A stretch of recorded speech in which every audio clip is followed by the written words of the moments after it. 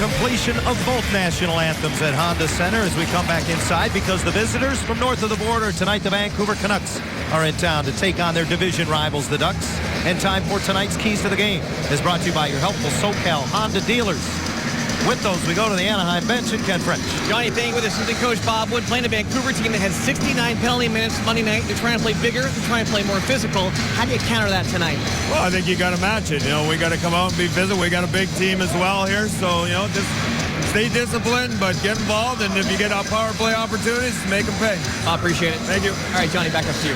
Thank you, Kent. If indeed that's the case tonight, as John Tortorella's team played very physical Monday in Los Angeles, we will hear from Paul Dvorsky and Dan O'Rourke, the referees assigned to tonight's game. The linesmen are Andy McElman and Johnny Murray. You see the look in the eyes of both coaches watching the opening face-off quite intently. Yes. Koivu's line to begin the game. He has Jakob Silfverberg on his right. It's the Kessler line with Kassian and Higgins to begin the night for Vancouver. The Ducks lose it in their own zone at home. Kessler rips one off the near side post. A break early for Frederik Andersen and the Ducks, as Francois Beauchemin just turned it into the middle of the ice, and Kessler wasted no time. It started with the dump in, and Andersen did not make a play on the puck, and then the turnover by Francois Beauchemin. Boy, he gives it up to the leading goal scorer of the Canucks, and you see why. Kessler gets that away in a hurry. That's a break for the Ducks. He rips it off of the crossbar. So the face-off to the left of the Danish native. Andersen 10-2 on the season, and we'll see a bid from Bieksa here that he sticks away to the corner glass. Kassian chases, and Lindholm drops down to move it up the wall and out. He gets hit as the puck all the way back, not far enough for icing. Silfverberg and Bieksa battle for it there. Played along by Kessler. Beauchemin steps up, ricochets right into the goal crease, and Eddie Lack had to make a play on it. Lack making his third appearance this season against the Ducks. He's been between the pipes in all three meetings between these two clubs. Overall, just his 19th game of the year. Yeah, he's been very good in the games head-to-head against Anaheim as well. He was spectacular in here 10 days ago. Made 45 saves in that overtime loss for the Ducks. Getzlaf with his first shift, looking for Penner in front, but can't connect. And the Canucks lead it back. Fowler on his horse to get it for the Ducks. Chased behind the net by Zach Dalpe, and his clearing attempt knocked down by Henrik Sedin. Dalpe, who draws front line duty tonight with the Sedin twins, works the puck deep into the zone. Henrik hits it across. Hamhuis turned away by Andersen. What a pass. The width of the ice, John. That was almost a 65-foot pass that landed flat, and the one-timer blocked by Andersen. Great pass. Puck lobbed deep into the Vancouver zone. No icing as Penner had the angle on it. Now the Canucks will be called for icing as they're errant on their entry into the Anaheim zone. We're talking about the pass by Henrik Sedin, one of the great playmakers in the game. Look at this thing. It probably reaches a height of about 1.5 feet, lands right on the tape of Dan Hamhuis. That is a high-skill pass from Henrik Sedin, and a nice stop by Freddie Andersen. Henrik Sedin, 9th in the league in assists again this season, the all-time Vancouver Canuck assist man and scoring leader. Not hard to figure there as the puck skips back to Andersen, and he'll hold for a faceoff. Last time these two teams met, the Ducks came from behind to win. They outshot Vancouver 40-7 in the final two periods of that game. The big difference tonight is that Alexander Edler has returned from injury, and he is a terrific defender for the Canucks. He'll play a lot against Getzlaf and Perry in this game tonight. He's missed 19 games in all this season. He was suspended for 3, and then the 16 prior to the Kings game on Monday due to that lower body injury. But it's been a struggle for him, Brian. -12 coming into tonight's action for Edler when he has been in the Vancouver lineup. A very uncharacteristic season for him. But again, the guy that plays big minutes and plays against the opponent's best night after night. Jannik Hansen brings it out of the Vancouver zone, gets center red and lobs it in. Andersen, who handles the puck well, out to play it. And Francois Beauchemin behind the net handles it. 17 blocked shots for Beauchemin in the last 2 games. He's getting back to his nuts and bolts game. Big ice time and blocking a lot of shots. Played over 27 minutes 2 games ago. Here's a turnover, and Solani misses the mark. Boy, both teams have committed bad turnovers deep in the offensive zone to people that you do not want to turn the puck over to. Teemu's shot was wide by about a foot and a half. That was Edler who coughed that puck up. He goes to the Vancouver bench for a change. Little rust on the Swedish Olympian. At least here early on. This is just his second game back in nearly 2 months. Bieksa's shot redirected, and that turned into trouble for Anderson, who's able to beat David Booth to it. Let's go back to that opportunity for Teemu Selanne. Santorelli was under all kinds of pressure, just slid it across. He was looking for Bieksa, did not get much zip on the pass, and Selanne had come off the bench with speed. And then a little redirect that Freddie Anderson does a good job of locating before David Booth got to the rebound. Booth, by the way, has been out of the Vancouver lineup for the last 3 games. And this is a big one for him. He's trying to make an impression on head coach John Tortorella. Booth has been hurt and in and out of the lineup as a healthy scratch for John Tortorella throughout this season. This is a very banged-up Vancouver team. They only had 18 available skaters with them here in Anaheim for the game, as they sent Darren Archibald back to Utica, the American League, after the game at Staples on Monday night. Dan Hamhuis on his way to the Olympic Games in Sochi as a member of Team Canada. Sends it deep into the Anaheim zone. Getzlaf had it in his skates, couldn't ever get it on his stick. And now Lovejoy joins him down low. Comes to the near side of the goal, and Fowler is there to clean things up. Cam Fowler ahead for Getzlaf off his skate deep into the Vancouver zone. Ducks will change. You know, just watching Ryan Getzlaf, his first couple chips of this game, seems to be skating particularly well. No issues. It was a foot injury that had taken Getzlaf out of the lineup. Offside are the Canucks, as Cassian unable to get back onside. Let's get a good look at the Ducks captain. A reminder, when the Ducks score 5 goals or more this season, Hooters gives you 5 free wings. You can print the coupon and head to Hooters, your destination for free wings in Southern California, within 24 hours of that 5th Anaheim goal. 23 goals on the season for Getzlaf, just 2 back of team leader, great friend Corey Perry in that regard. Perry, incidentally, tied for second in the league in goal scoring. I don't know that anybody's going to catch Alexander Ovechkin this season, unless maybe he misses some games due to injuries, but it's a pretty good race around the league for second overall in the goal scoring race. It is. It's a pretty good race just between those 2 guys, and you know that a lot of good-natured ribbing going on between the 2 at this point. No score. We're just over 4 minutes in at Honda Center as Koivu lifts it in. Silverberg in front. Cogliano changes everything. Oh, is he hot?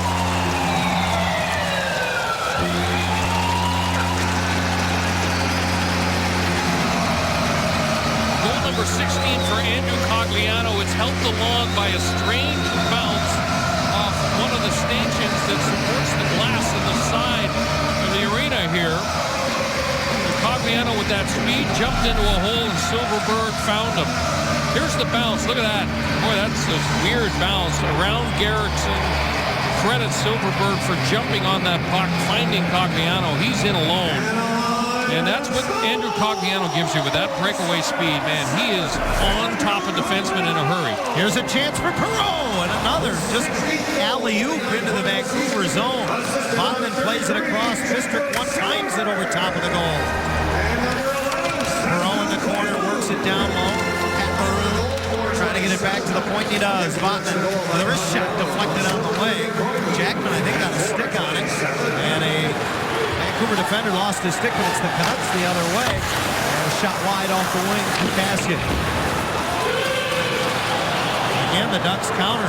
Jackman heads to the net. Perreault trying to get it over for Maroon. He's able to get it, but can't get it to the net. Ricochets out center ice. Maroon and Jackman inserted into the lineup because Bruce Boudreau wanted a little bit more beef against this Vancouver team. And they go right onto the ice and generate some great scoring chances. Now we were just showing Getzlaf and Perry on the bench together, the number 1 and 2 goal scorers for the Ducks. Here's Bonino, and he's bumped off the puck on a good bit of back checking. Was that David Booth that got back and got the hit on him? I believe it was.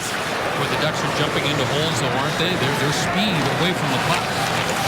Booth back in front of the great save by Anderson on the redirect from Santorelli.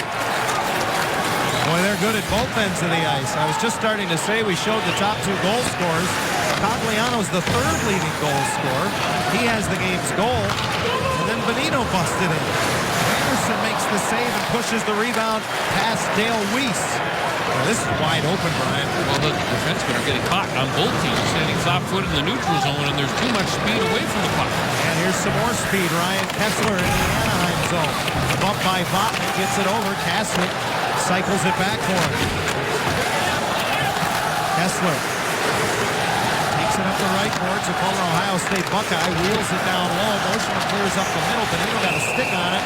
And we're going to get a hand pass call against Vancouver, and that's about the only thing that'll slow things down. Speaking of speed, speedy Andrew Cogliano has the game's only goal. Andrew Cogliano had 18 goals in his rookie season. He's only 2 shy of that, Brian. This run he's on is as hot as we've seen him in a duck sweater. Yeah, 7 in his last 11 games now for Andrew Cogliano. And, you know, the other side of that is a significant plus player. Again, a guy that is asked to check, but in addition to check, because he can skate so darn well, he's able to get back into the attack and create opportunities. Just absolutely brimming with confidence right now as well, John. Sure is fun to watch. The Canucks are putting everything on net as they skip a couple in from center ice. Anderson plays it away. Higgins can't get it away from Koivu in the corner. He gets help from Silverberg, who angles it back. Silverberg had the primary assist on the Cogliano goal. Now has 5 assists in his last 7 games. Puck lob back, and Anderson will handle this one. Moving it around the boards. Kessler gets it back towards the net, but missed everything. Kept in by Edler. Now the Canucks work in the Anaheim zone. Bieksa is open. His shot blocked away as Fister got in front of it. Rolls right to the side of the net. Anderson swats it away, says, let's keep playing, guys. And Votman was right there. Cogliano lifts it in. Ducks will get changes. Bieksa uses the glass to clear out of his own. No, it ricochets back into the Vancouver zone. Perry knocks it down. Well, you had Penner at the front of the net, but he couldn't get the rolling puck to settle for him. Now the two of them work in the right corner. Perry pulls it out. Oh, he took a shot from Edler, and he's a little bit shaken up. And now the Canucks will be whistled for icing. And Perry with a few choice words first for Edler, then for Daniel Sedin, and then for the linesman, I think, on the way. Take a look at this. Well, he tried to go inside on Edler, and Edler looks like he may have caught him with an elbow. Difficult to see from that angle. This will show it here. You know what? Looking at it, was more shoulder than elbow. Edler did a good job of keeping that elbow tucked into his body. And with Perry's head exposed and kind of leaning forward, that was the point of contact. Getzlaff finds the open man, Lovejoy. His shot tipped just wide as Perry was sneaking from behind the net.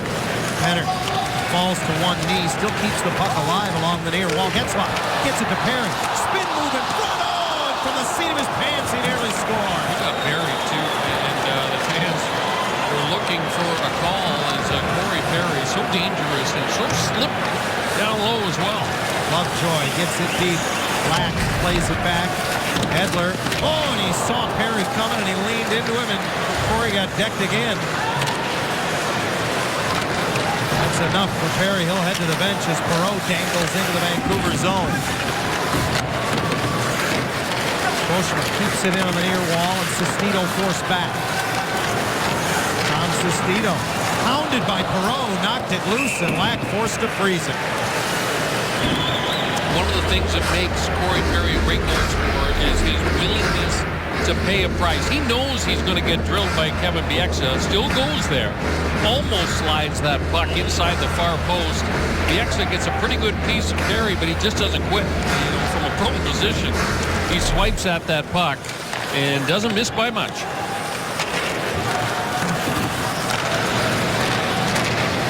Maroon able to keep the puck in at the line momentarily, but the Canucks gather it back, and Hansen gets it deep.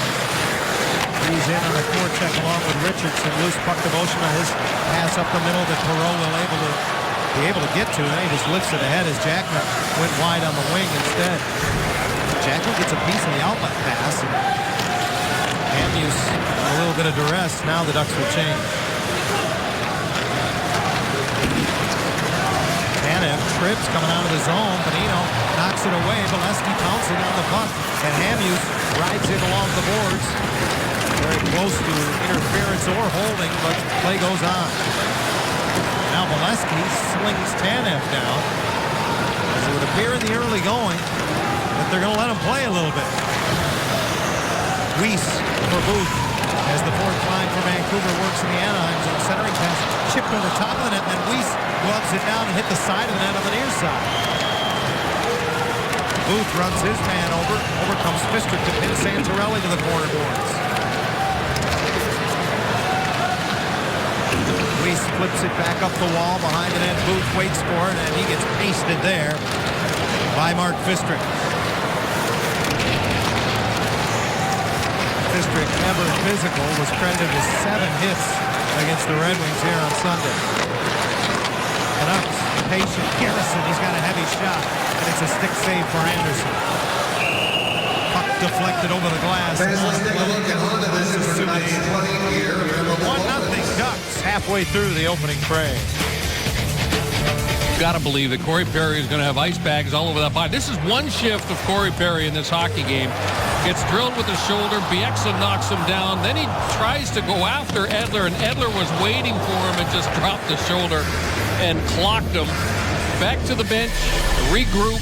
He'll be back out on the ice in a couple of minutes. And I guarantee you, he's going right back to the front of the goal crease.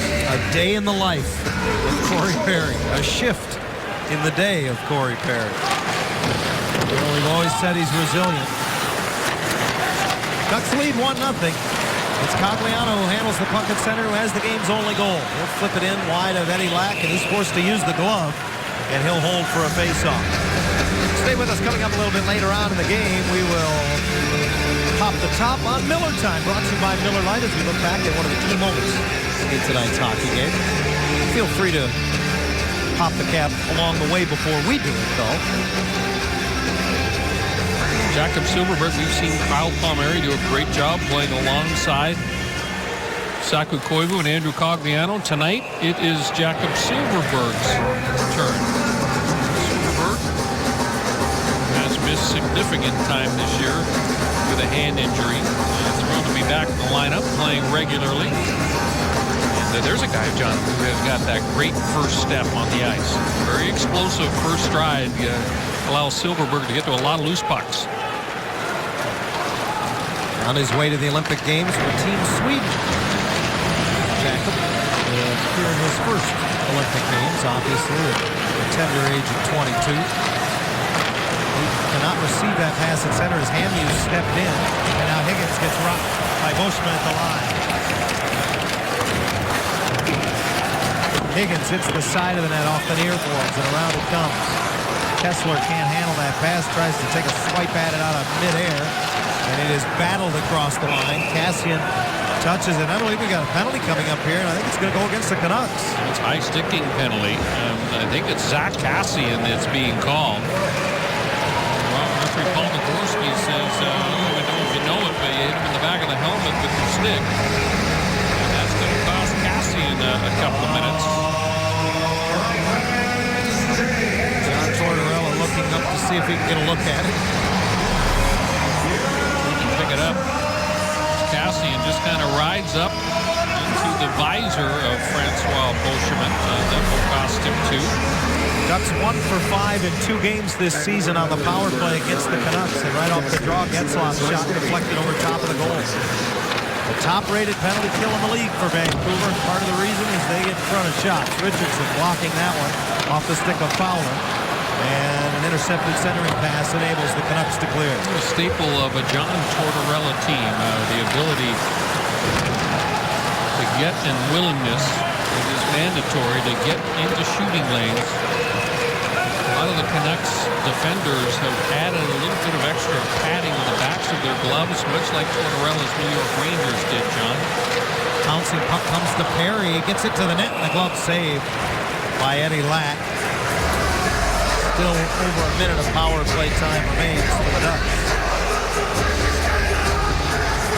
Lack making his 5th consecutive appearance in goal for Tortorella's Canucks. Another Swedish native finding his way to the left coast of Canada.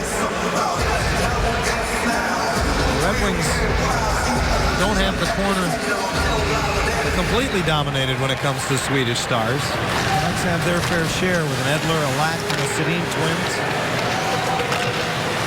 Here's Perreault now as the Ducks umbrella the power play off the one faceoff. Penner gives it back to him. He draws two defenders to him. Solani hooks it on net. The rebound just a little out of the reach of Botman, who was trying to come off the weak side boards. Solani wins a puck battle down low. Anaheim still has it.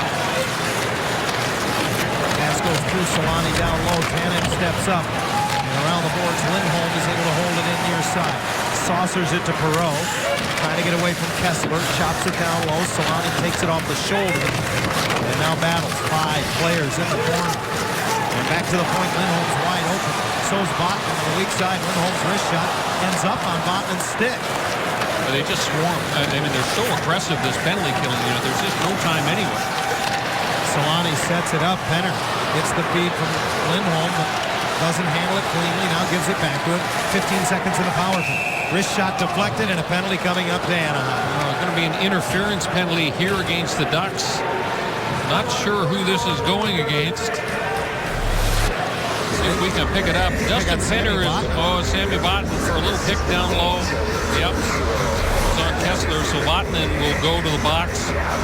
Little pick to try and open up a shooting hole, but I'm impressed with that penalty kill, John. I mean, they just pressure all over the ice, and when the passings looked like it was going to beat the pressure, it was another layer. So for 15 seconds, it'll be 4-on-4 hockey, and with the penalty call, the draw comes back into the Anaheim zone. Then the Canucks would subsequently have a minute 45 of power play time of their own. Getzlaf able to win the draw. Fowler moves it ahead. And here comes the captain. Looking for a passing lane, and he finds Fowler, who jumps into the play. Cam hooks it right back in front. Getzlaf fired it wide. Oh, wow. That was set up nicely. Bonino will keep it in, along with Getzlaf on the left side of the zone. Hard backhand pass to Bushman. Long drive handled by Lack. John, you and I have said this so many times. Does anyone pass the puck with more pace on the backhand side than Getzlaf does? I don't think so. I don't think there's any doubt. Now the Canucks on the power play. They are 2 for 5 against the Ducks this season. Overall on the year, they have struggled 23rd in the National Hockey League with the extra man. Canucks gain the zone and roll it right out of goal. Anderson, ever confident, plays it away himself and helps out the penalty kill. Cogliano had to go back to get it as that hit McElman, the linesman. Botman's penalty down to 50 seconds. Both teams get changes on special teams. Yannick Weber lays it back. Coming late is Kessler with speed. He goes around a couple of defenders and now in behind the goal. Daniel Sedin works the left wing half wall. Back to the line for Weber. The former Canadian gives it to Sedin, whose shot is wide. Henrik will collect it again for Weber. Blocked on the way. Right to Daniel. He throws it through everything to the far corner. Henrik Sedin again with it. Kessler misfires on the one-timer. Tough retrieve, however, by the Canucks. Kessler dumps it down low. Tough battle between Daniel Sedin and Moshima, won by the Canucks. He had a little bit of help. Daniel Sedin gives it back. Again to the line, another misfire on the one-timer by Weber. Comes right back out in front, swept away. The penalty is over. Botman joins the penalty-killing unit in the Anaheim defensive zone. Kessler, point blank, and a great glove save by Anderson. What a stop by Anderson. The Sedins make the play down low. Watch this pass by Daniel over the goaltender's stick. Anderson still able to shut down Kessler. What a save. A difficult play for a goaltender is when his stick is beaten on a pass that's from behind the goal line. Watch what happens here. Henrik Sedin, little flip pass over top of the goaltender's stick, but Anderson still with a small little challenge, gets his body closer to Kessler. You see that Kessler had that top corner available, just couldn't hit it, but it is still a wonderful save by Frederik Andersen. Kessler could have a couple already. Remember, he hit the post 14 seconds in. Sestito on the redirect sent it wide of the Anaheim goal. 4.5 to go in the first. It's a 1-0 Anaheim lead. From his knees, after being tripped up, Getzlaf jabs it up the wall and finally clears off the stick of Sestito. Shots are 8-6 in favor of the Canucks. It's 1-0 Ducks. Fistrick joins the rush, dropping it for Perry. Tried to get it to the net, that went off a Vancouver defender and into the netting above the high glass. Real good puck movement by the Ducks on the breakout there. And Vancouver's been aggressive. They've been in on the forecheck. Watch what Getzlaf does. As soon as it's on the stick, he catches 3 players. And now the Ducks are away on a 3-on-2 rush. They don't execute. Vancouver gets someone through the middle of the ice on the back check, but that quick pass caught 3 players by Ryan Getzlaf. I guess the only problem with that is that Ryan Getzlaf was also 200 feet from the Vancouver net. Ducks have done a nice job in the face-off circle in the early going, especially Matthew Perreault, who won that draw. Now he tracks it down to the Vancouver zone. Centers, an empty slot though, so Dale Weiss able to scale it off the glass and back. Ben Lovejoy comes up with it. Cross ice for Fowler as the 2 defenders switch sides. Maroon fights it off the wall. Jackman can't get it back for Perreault. Now 4 abreast. Here come the Canucks. Booth on right wing into the middle, and Santorelli couldn't get it off his skate, but he does get it back. Now steps in front. Way too much time. Anderson dives back to cover it. No signal from the referee. I don't think the puck ever crossed the goal line. Frederik Andersen could feel this puck squeeze between the arm and the body. You see referee Paul Dvorsky, and he's just smiling, saying, no, I had a pretty good look at it. He could feel it get behind him, and there it is. Oh, what a great look, guys. The overhead camera. This puck's going to just drop down. Anderson locates it, uses the blocker and the catching glove to keep it from crossing the goal line. The referee Dvorsky was right on top of it. Drops his stick in the process. Well, he's been living right. He's made some great saves. Well, he's kept the Ducks on top. It's 1-0. Frederik Andersen with 10 saves now officially. 3:15 to play in the opening period. Lovejoy has to turn and get this one. Dalpe on his bumper as he rims it around the boards. Able to battle it out of the zone, however, was Perry, and now he has to defend on Henrik Sedin. Got it to Daniel. His shot hit the skate of Lovejoy. Picked up by Fowler, but Henrik denies his outlet pass. Now the Sedin twins work in the corner on Getzlaf and Lovejoy. Goes to the far side. Daniel picked up by Fowler. The X has stepped up the boards, got a stick on it. And Penner trying to kick it out of the zone. Can't do so. Henrik trying to get to the front of the net, turns on the forehand. That's denied. As Fowler came back to get a stick in the way. Held in at the line by Edler. Good shift for the Canucks. Giving no quarter. It's all Getzlaf to do to just get it across the stripe. And turned over as Perry blocked it, and a penalty coming up to the Canucks as he was tripped up immediately. They did exactly what they wanted to do, Vancouver, and that was make the Ducks' big line play in their own end for an entire shift. Anaheim finally gets the puck out, and then a mistake by Alexander Edler. He loses the handle. Corey Perry was going to break into open ice, and Edler trips him up. Second power play chance of the night for the Ducks.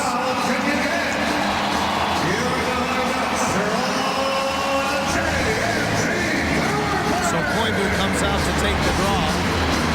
In the circle to the right of Eddie Ladd. Vancouver penalty number 23. Koivu wins the draw. Here's Lindholm. Great pass across. Samani off the skate. Shovels it over top of the goal. Yeah, he got that in behind the goaltender Ladd. Lindholm again at the line. Feeds it over. One-timer score!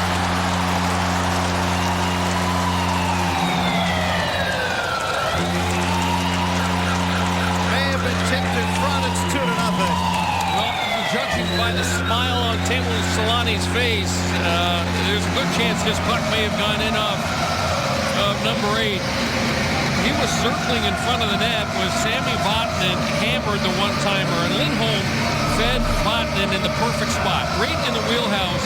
He drills it. Hard to tell from that angle. Look at it right here. There's Selanne with his stick. And there's the redirect. He gets a touch on it. And another power play goal for one of the greatest power play goal scorers in NHL history. For Solani, his third power play goal of the year of the 6 he has scored, and the Ducks on top 2-0. Table with 4 points now in his last 4 games, including a couple of goals, both of them on the power play. So the Ducks double their lead here in the late stages of the opening period. And Fistrick activating in the Vancouver zone, keeps one in. Vatanen runs it down near side. Quick puck movement in front, and Hansen intercepts as Maroon was trying to find Jackman. He does find Jackman this time. He steps out in front only to have it blocked back. And now it's Anaheim's turn to carry the play. This line has been very good for the Ducks. Matthew Perreault provides the speed in the middle of the ice, and Jackman and Maroon have done a real nice job on the forecheck, getting in on top of Vancouver defenders. Down to a minute remaining now. Actually 1:02 left as they whistle the icing here in the opening period. Teemu Selanne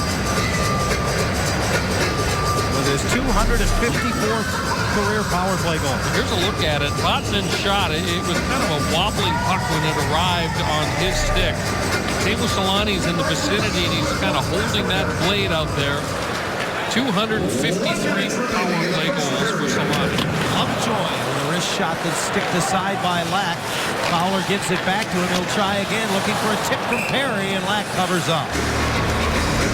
I've been impressed with Ben Lovejoy's ability to shoot the puck this season, John. Is it something else that he has brought to the table that I don't think the Ducks realized they had in Lovejoy, but he's done a nice job of getting point shots through, and he's been contributing with some goals this year. 3 goals on the season for Ben Lovejoy.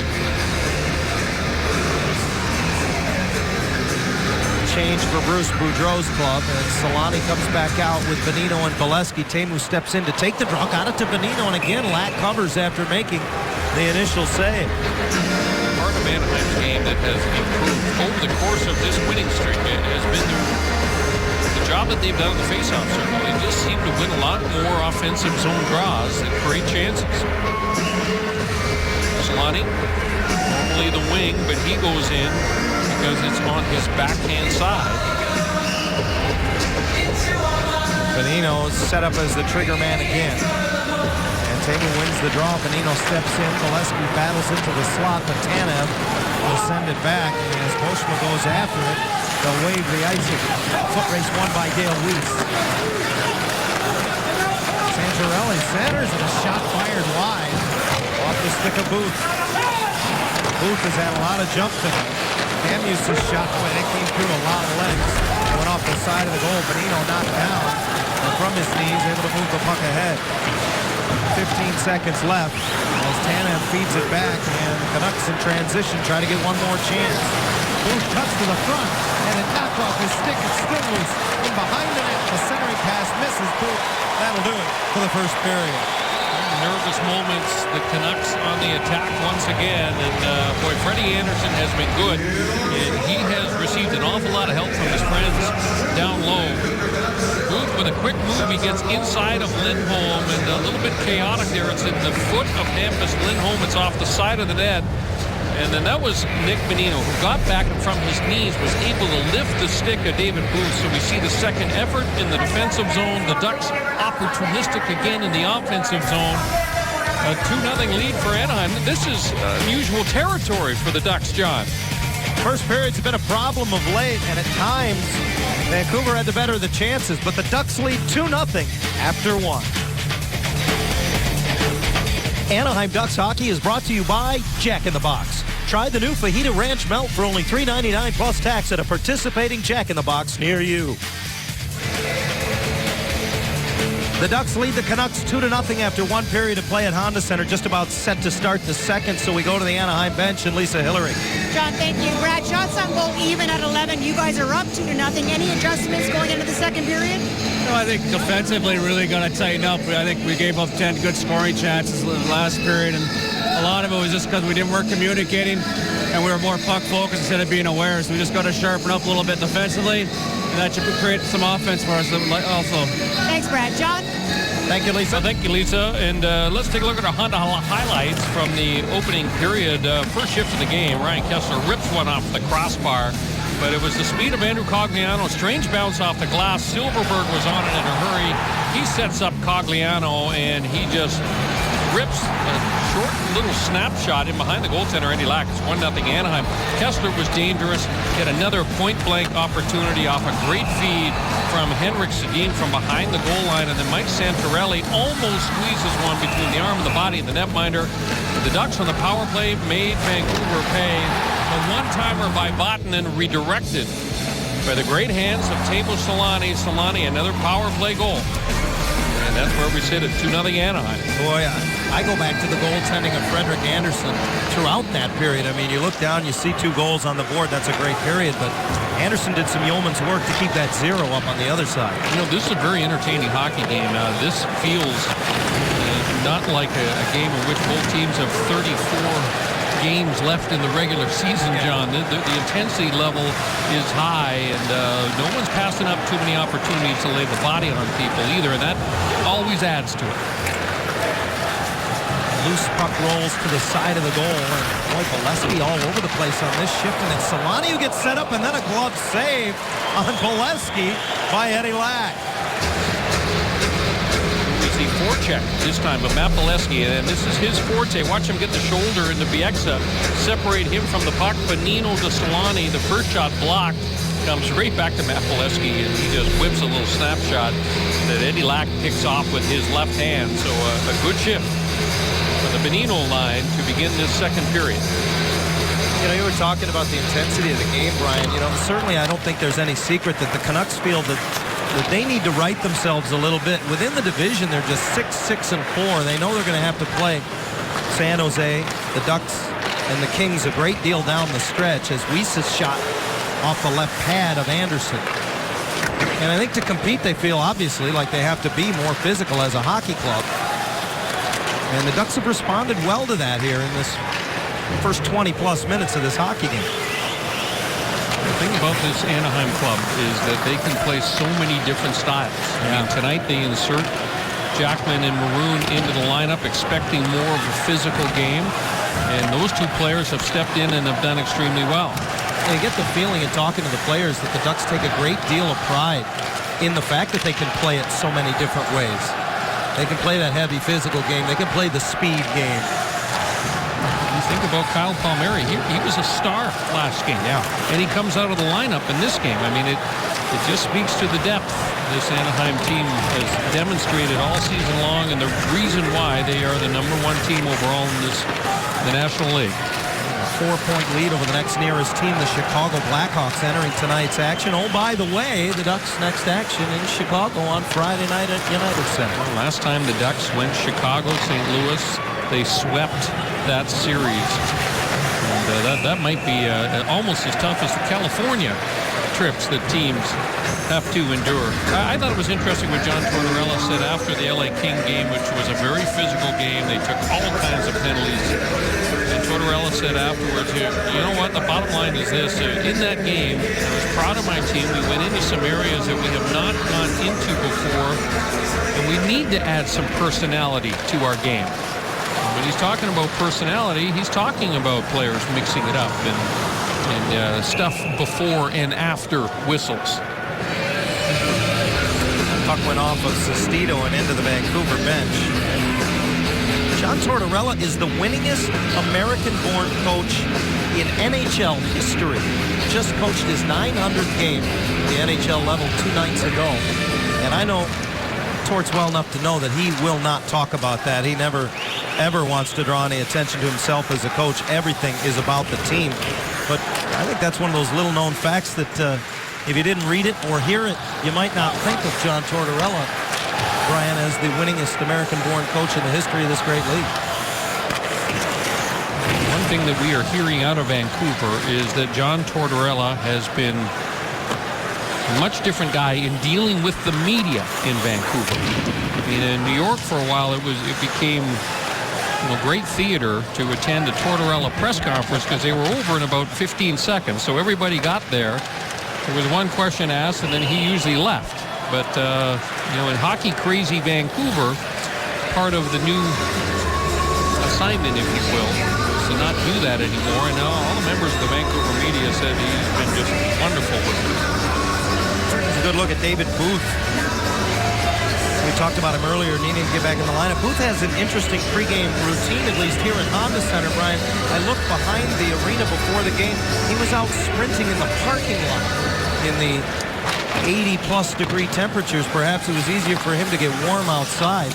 Talked to one of the radio broadcasters for the Canucks, and they said that David Booth is one of those guys that has his own pregame routine, and maybe just took advantage of being a little easier to get warm here today.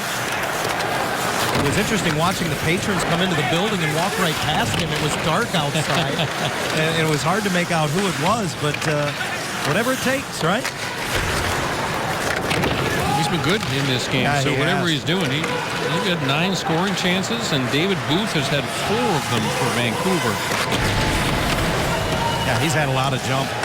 You know, this is a big game for David Booth. And players, when they do those sprints, they call it activation these days, and of course, Sean Scan does a wonderful job with the Ducks, especially a lot of the younger players.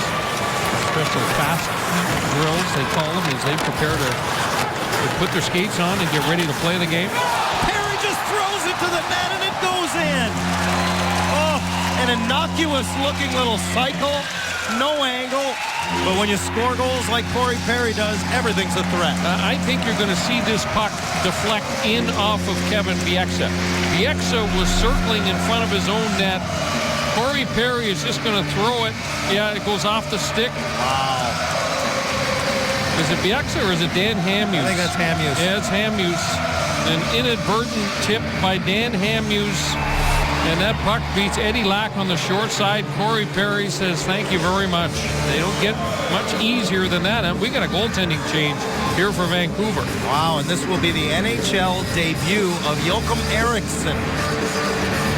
Just 23 years of age. He was recalled 10 days ago after the ankle injury was incurred in Los Angeles by Roberto Luongo. And John Tortorella goes right down and says something to Eddie Lack as soon as he comes to the bench. He might be saying, don't get too Stay ready. Yeah. Although he does hand his mask off to the equipment manager. So, you know, John, I watched Roberto Luongo today at the morning skate, and he's close. I mean, I don't think there's any question that it won't be long before Luongo is back in there. So Lack credited with 10 saves on 13 shots through just under 24 minutes, and the Ducks have a 3-0 lead.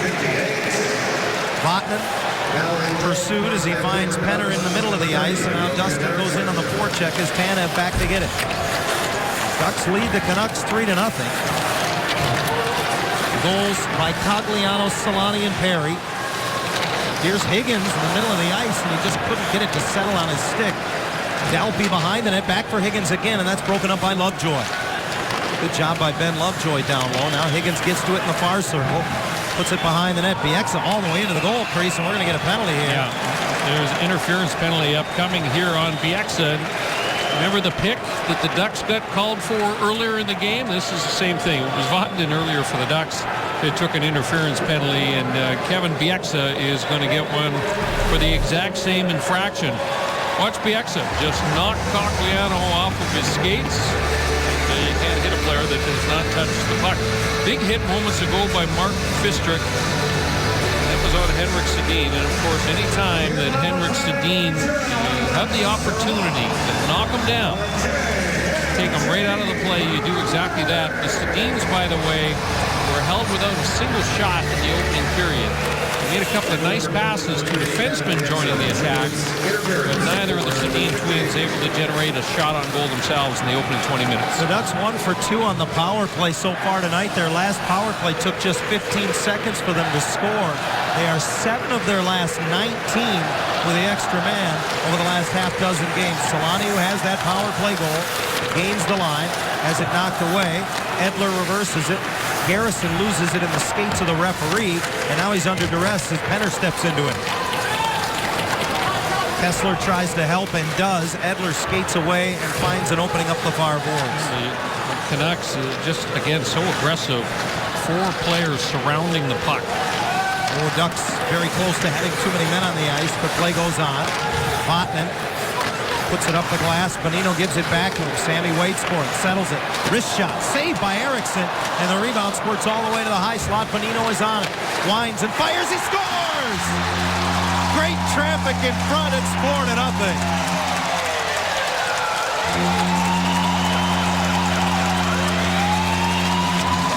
John, we wondered what would happen if this power play ever caught fire, and now we know.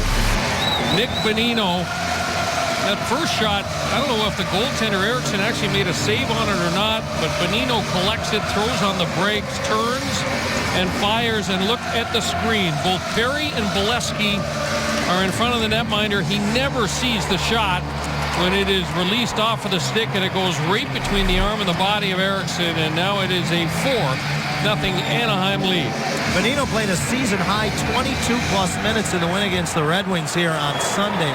Now has his 5th power play goal of the season, his 14th overall, and it's a 4-0 Anaheim lead. And things got away from the Canucks here in the early going of this second period, and they got away quickly. Anaheim now 8 of 20 on the power play over the last 6 games. Hamhuis gets it to the net. Booth gets to the rebound off of Anderson, brings it around. Hamhuis will one-time it, didn't get to the Anaheim net. Booth gets it to the net, and the glove saved by Frederik Andersen. The Ducks scored 1 late in the first to double their lead. They get 2 early in the second, 4-0. Time for Who Got It Done, brought to you by YP.com, the new way to do. Nick Bonino, Teemu Selanne, the power play has certainly got it done so far tonight against the #1 penalty-killing unit in the National Hockey League. Teemu Selanne gets the first power play goal. The second one, Nick Bonino. The screen in front of the young goaltender Eriksson. He never saw it before it was in the back of the net. Well, the yin and the yang of it. One guy who came into the year with 251 power play goals. The other guy came in with 2. Here's Cogliano off to the races. Eriksson fights it off, but gives up a fat rebound. Henrik Sedin follows up his own pass into the zone. Penalty coming up for the Ducks here as Edler sweeps it towards the net, and a hooking penalty, I believe, will go against, is it going to go against Koivu? Yeah, it's Saku Koivu, and this is a call made out near the Anaheim blue line, and Koivu staring down the referee all the way to the penalty box, but see if we can pick it up. One hand on the stick. Yeah, that's a marginal call at best against Saku Koivu, but Brian, Koivu had 16 penalty minutes in his first 32 games this season. He has 8 now in the last 2 games. Picked up 6 against Detroit here on Sunday. those happen when one team scores a couple of power play goals. Quite honestly, the standard, I think it's human nature. It changes a little bit. It happens a lot. Just the second power play of the night for Vancouver as Bonino reaches and ices the puck. Getzlaf hard in on the forecheck, not giving anything easily to the Canucks despite having a 4-goal lead. Bonino does the same, chasing Edler behind the net. And Cogliano takes away a passing lane. Andrew Cogliano just goes a million miles an hour every time he's on the ice. But not only that, John, it's a smart million miles. Efficient too, yeah. Yeah, he gets great angles on people, forces so many turnovers. There's another one from Cogliano. Ducks changing as the hard around comes all the way back in front of the Anaheim bench. Bieksa joins the rush and rims it around and in. Daniel Sedin able to chip it back, and now Weber at the line. 60-year man hands it off. Hamhuis works it down low, forced right through the blue paint and off a deflection, just harmlessly wide. Santorelli wins the puck. Lovejoy puts it up on the glass, around and out. Well, Honda Center historically has been a very tough building when you're on the penalty kill to win that puck around the glass and get it to exit the zone. Because of those stanchions, they tend to slow the puck down a fair bit. So it was a good clear by Ben Lovejoy. Santorelli winds it around and in. Anderson gives it to Lovejoy. He'll do the same thing. Batted down by Bolesky. He's off to the races short-handed. He has Silverberg. Gets it to him. Save made by Eriksson. He wasn't sure where it went. And now Fistrick will hold it in. The penalty still has 10 seconds left behind the net. Silverberg tried to wrap it around and rolled off the end of his stick. That was a great pass by Bolesky to Silverberg. The goaltender Anderson makes a nice save with the blocker. The Ducks dangerous here. And Bonino intercepts. Koivu right out of the box. Gets it back from Penner. Save Eriksson. Oh, and it was loose to the side of the net. Weber swats it out of harm's way. Vancouver is just rattled in this game right now. The Ducks are forcing turnovers. They are jumping onto the counterattacks. And John Tortorella is saying, guys, this is not the way we need to react. Here's the chance for Silverberg right on the doorstep. And a nice save by the young goaltender, who's got to be thinking to himself, this National Hockey League isn't really all that much fun. He won a championship, did Eriksson, last year in the Swedish Elite League. He spent 3 years there. Skellefteå was the team he played with, and maybe the Swedish Elite League's looking pretty good to him right now. Spent the whole year in Utica in the American League, the top affiliate for the Canucks prior to the recent injury to Roberto Luongo. And let's face it, he came in the middle of the fire here tonight. A limited supply of Ducks holiday packs still remain. They include 2 tickets to 3 upcoming games, as well as branded Ducks gear included. Order now at AnaheimDucks.com/holiday pack.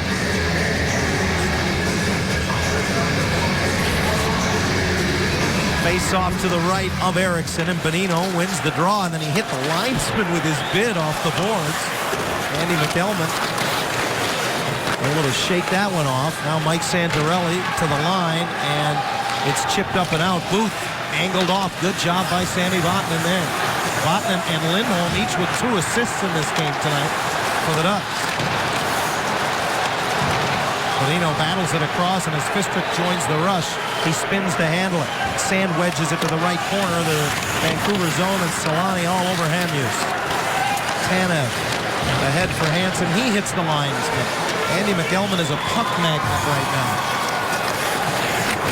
And Hamhuis turns it over. Perreault got it to Maroon. He got it towards the net. It's blocked.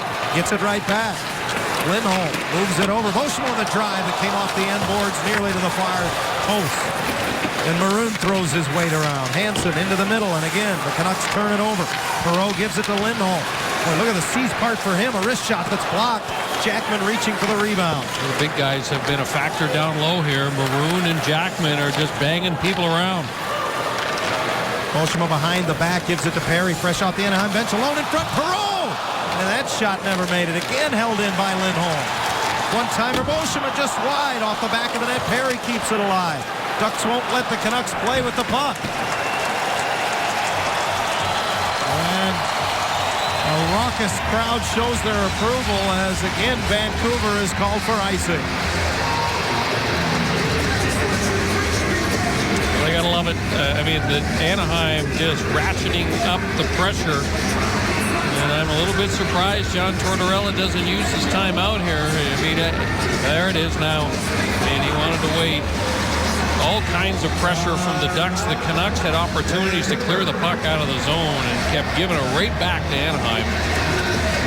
They just continued to pour shots at the youngster Eriksson.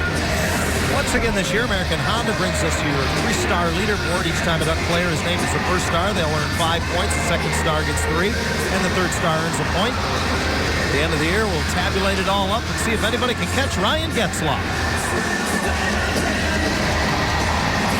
Pretty healthy lead, Ryan Getzlaf right now. Just good to see the captain back out there. He was riding a little scoring streak for 3-4 games prior to the injury, but more importantly, the impact he has on this team by just being in the lineup. Well, it was a blocked shot at the right foot of Getzlaf. It was a bone bruise, but people not feeling all that comfortable when we saw him walking with a boot on immediately following that game. It's happened before where x-rays have been taken of an injury like that and they've been negative. Yeah, just ask Zach Parise.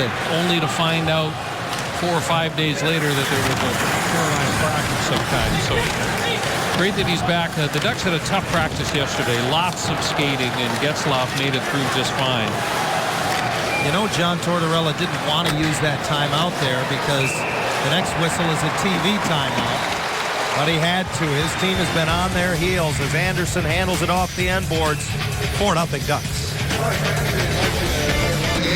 Back inside Honda Center is 4-0 Ducks. Anaheim has 2 power play goals, one from this guy, Nick Bonino. Why is it power play find success against the number 1 PK unit in the league? We're keeping things simple. We're getting the puck to open guys and shooting it at the net. That one, Bolesky with a great screen. I don't think you ever saw it. Nick, appreciate it. Thanks. All right, Johnny, back to you. Thanks, Ken. The Canucks outchanced the Ducks in the opening period 9-7. In the second period, 8-0 in favor of Anaheim. You look up on the board, Brian, you see shots are even at 17 apiece, but it's been one-sided. Well, this second period feels like the second and third period, the last time these two teams met, where the Ducks outshot them 40-7 in the final 40 minutes of the game. And the Canucks just couldn't deal with the Anaheim pressure. That's what this second period, the first 11 and a half minutes has felt like for me. In that particular game, the last time these two teams got together was on the 5th of January. The Canucks were playing the back end of back-to-backs. They had played the day before at Staples Center against the Kings, but this time both teams well rested. I think the Kings-Canucks game was on Monday, and of course the Ducks last played on Sunday here against the Detroit Red Wings.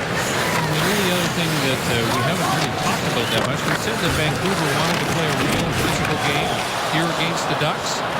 Well, when you score a couple of power play goals, that is always been the biggest deterrent of all. If your power play is lighting your opponent up, they think twice about taking liberties, that's for sure. Well, look at Vatanen jump into the play, and Bonino gets it to him. Solani trying to return the favor.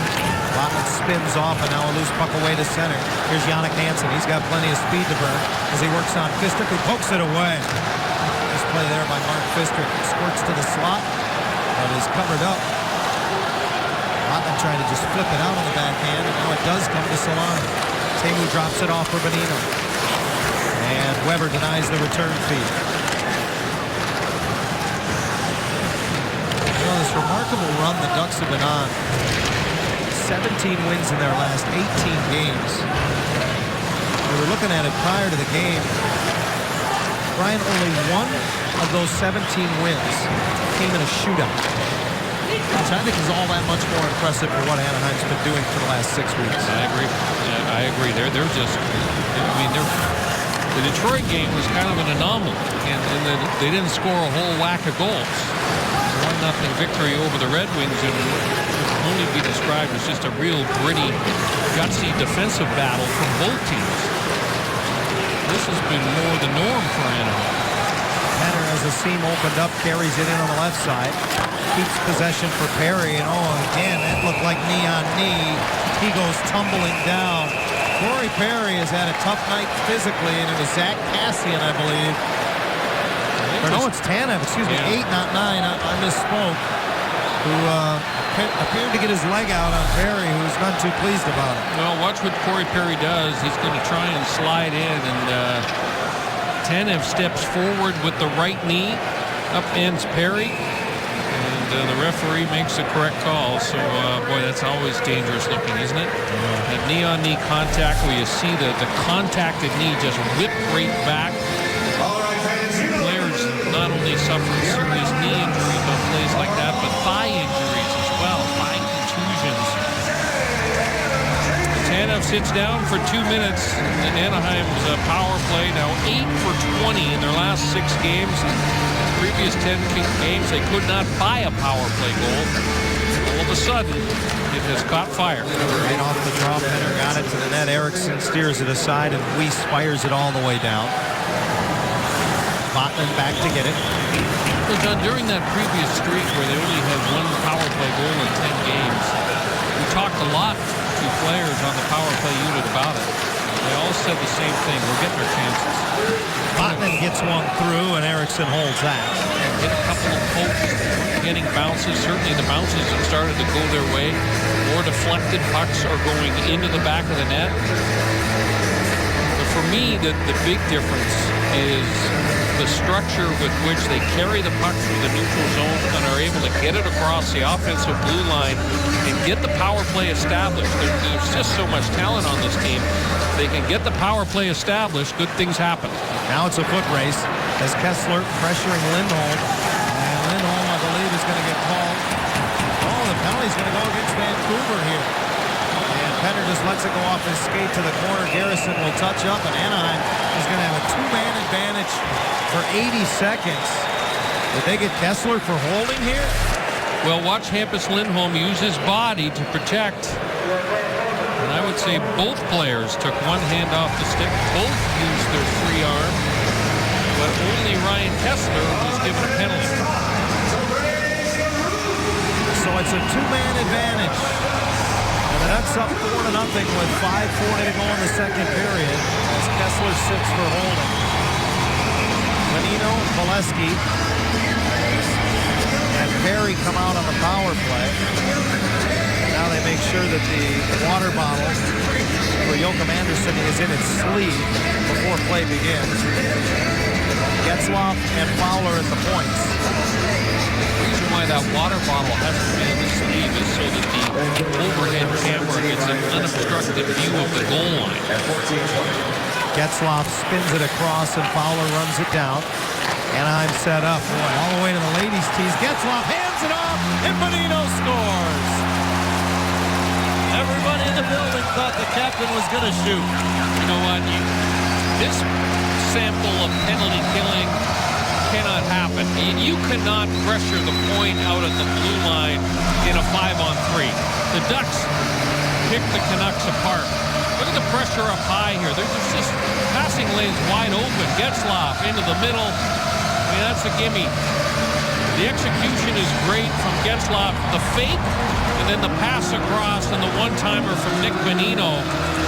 But the mistake on the penalty kill was made up high. You can't pressure the points on a 5-on-3. No way. So the Ducks right back on the power play as they still have a minute 45 left in the Kessler penalty. Now up 5-0. Eriksson comes out to play it. Second goal of the game for Bonino. Both have come on the power play. The Ducks are 3 for 5 with the extra man tonight. Eriksson sweeps it away.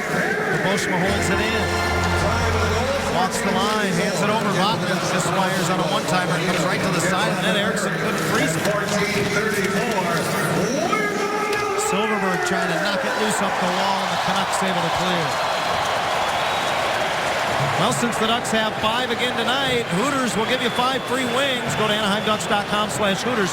Print the coupon tonight. It's redeemable at any Southern California Hooters location for the next 24 hours. Maroon finds an open man. Boschma with a drive. Score on the rebound. It's Silverberg.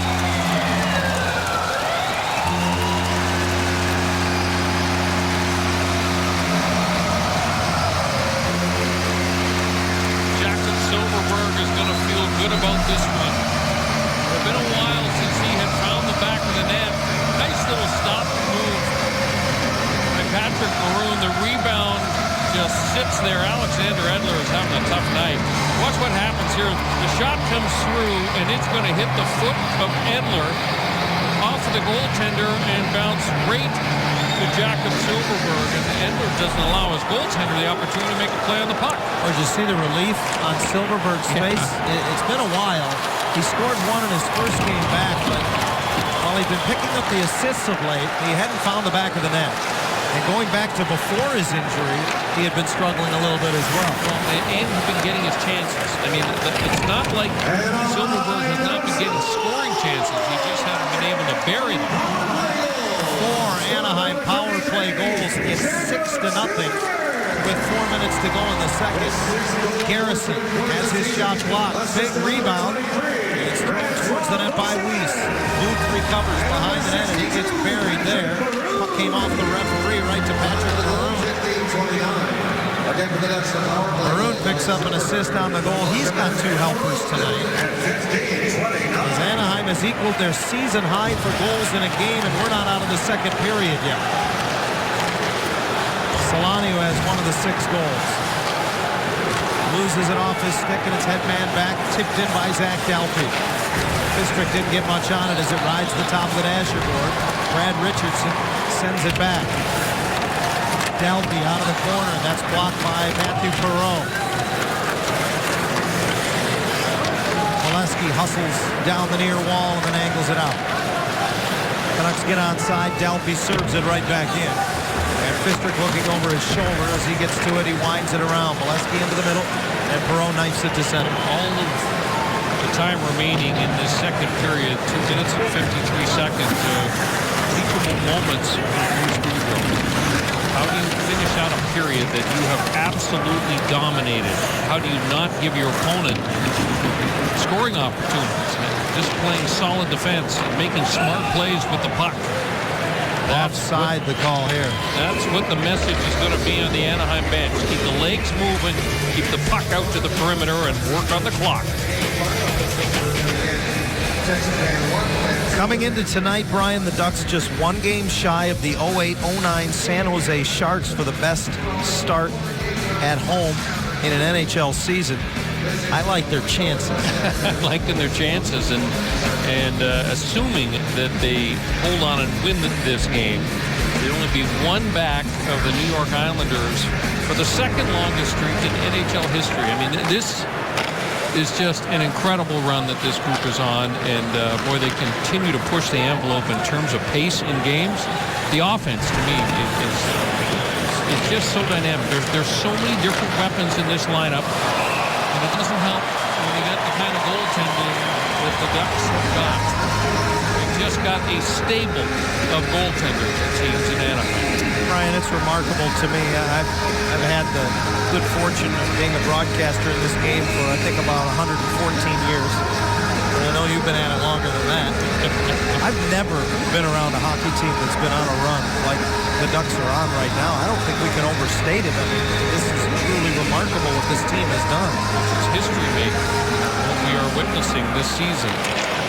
And let me tell you, it's an awful lot of fun. Oh, is it ever? I mean, you know, the Ducks win 10 in a row, then they lose at San Jose, then they string together 7 more in a row, and then this is where we are right now. Look at these streaks, completely unprecedented. In the last 45 years, only the 5th time a run like this has been put together. That's why this building is full for the 7th straight time here tonight. These people are coming out. They're anticipating to see this play. And night after night, they're getting it from the Ducks. Right off the draw, Anderson kicks it aside as Henrik Sedin shoots it. And again, the puck goes out of play. Canucks players claim it should be a delay of game call, but they won't get it. Every 20 games in the regular season, Bruce Boudreau pulls his players in for an individual one-on-one meeting. And he starts the meeting by saying, what questions do you have of me? And he wants to know everything about them. He wants to know about their families, what's going on with home, how are they feeling. Not just about hockey. He wants to get them to know them as individuals, as personalities. And we were asking him today about how long he's been doing that and why he started doing that. And he said, I do it because it's what I always wanted to have happen to me as a player, and it never happened. I wanted to know why I was playing on the 4th line. I wanted to know why I was being sent down to the minors. I wanted to know if I wasn't feeling very well, if I could go comfortably to the coach and say, look, I just don't have it in me tonight to play that many minutes. Because I wanted to know all of those things. So it's that experience as a player that he has brought to the table as a coach. And again, the Canucks just trying to get everything to the Anaheim net. Daniel Sedin tried to shoot that puck off the face-off. And then everybody who got their hands on the puck in white was just trying to get it into the blue paint. It didn't have a lot on it, but it was a bit of a knuckleball for Anderson. We got a penalty coming up against the Ducks for tripping here. Vancouver, you're right, John, just throwing every loose puck towards the net. And I think it's going to be Koivu again. I think he was just wearing a bat to that penalty box in the last couple of games. Him knocked down, I think it was Daniel, right on the doorstep.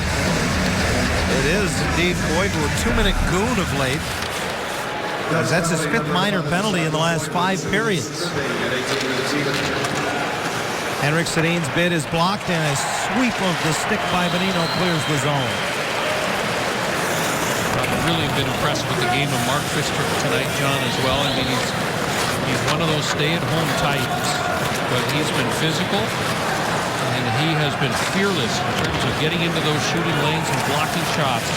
Brian, obviously tonight everyone is focused on the power plays. The Ducks have 4 power play goals. But this penalty kill for Anaheim comes into tonight now in the top half of the league, nearing the 82% mark. And unless you've been around this team from day one, as you and I have been, you may not remember the trials and tribulations of the shorthanded unit early in the year. They have come a long way.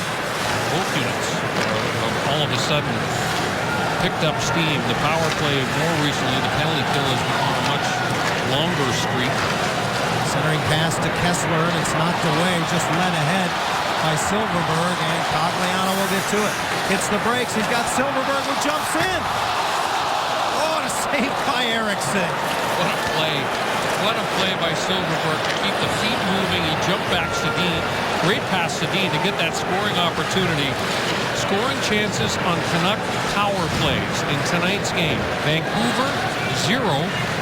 Anaheim, 3. Does that include the one we just saw 10 seconds ago? Those are up to the minute numbers. Great work by Brian Hagan. Our stat man in the booth, and good work in the corner by Bolesky. He taps it off the wall to himself and then ices. 10 seconds left in the period. There's about a 1-second difference between the penalty clock and the second period clock. Booth speeds in, cuts off the wing, runs into Anderson. Loose puck, and they score on the rebound with 1.6 seconds left. And Anderson took the worst of that. Well, you know what? As Kassian came crashing in. They're going to let this goal stand. I think the referees are going to huddle and talk about this, because this, I don't believe, should count. Because the way the rules are today, Freddie Anderson was not allowed to make a play on the puck. Booth with the collision, he just drifts Anderson right out of the goal crease. Kassian taps it over the line, and there was no contact prior to the collision with the goaltender. David Booth had inside position. He just bowls over Frederik Anderson. Back in the day, that was a perfectly legal offensive tactic. Now Paul Dvorsky sends Henrik Sedin and Francois Beauchemin packing from the official circle, and now the discussion ongoing. They haven't put the goal up on the board.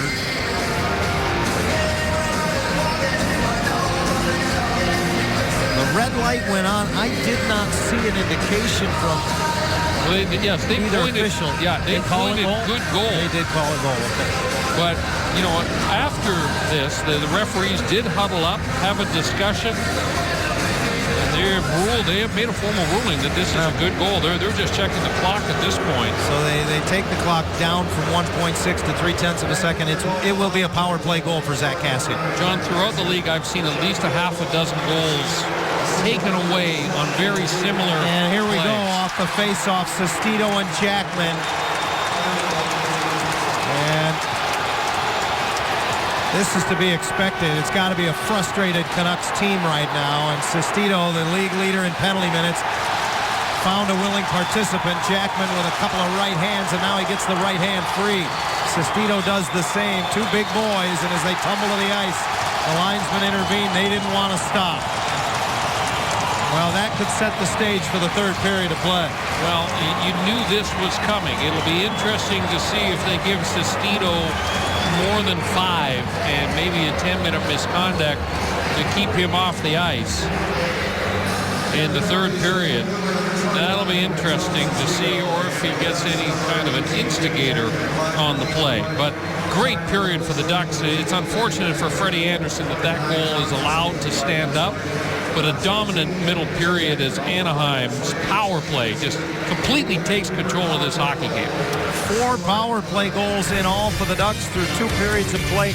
3 of them come in the second. They chase Eddie Lack, but they don't let up. Our score after 2 periods of play at Honda Center. The Anaheim Ducks 6. The Vancouver Canucks 1. All rights to this broadcast are reserved, and any rebroadcast, recording, retransmission, or other use of this broadcast without the express written consent of the Anaheim Ducks is expressly prohibited. And with the Ducks up 6-1 over Vancouver after 2, I would say don't make the Ducks mad, because this is what happens when you do. 5+ goals for now the 10th time in their 22 home games. They've gone 4 for 5 on the power play. Can't remember the last time that happened, John. 6 players have had multiple point games, and 12 different players have recorded at least 1 point. So again, the depth of the Ducks has been impressive. On the other side of the puck, how have they done against Vancouver's top players? Pretty darn well. They've held Daniel and Henrik Sedin pointless in this game. They've each only recorded 1 shot on goal. Both of those came in the second period of play. So overall, just another terrific night for the Ducks. And we're not done yet. Remember the way the second period ended, with Tom Sestito dropping the gloves in the final seconds of the period with Tim Jackman. And you know that the Canucks are frustrated. Sestito and Jackman each received 5 for fighting at the 20-minute mark. But the Canucks have to play tomorrow as well, Brian, something to take into consideration. They go to Phoenix immediately following this one.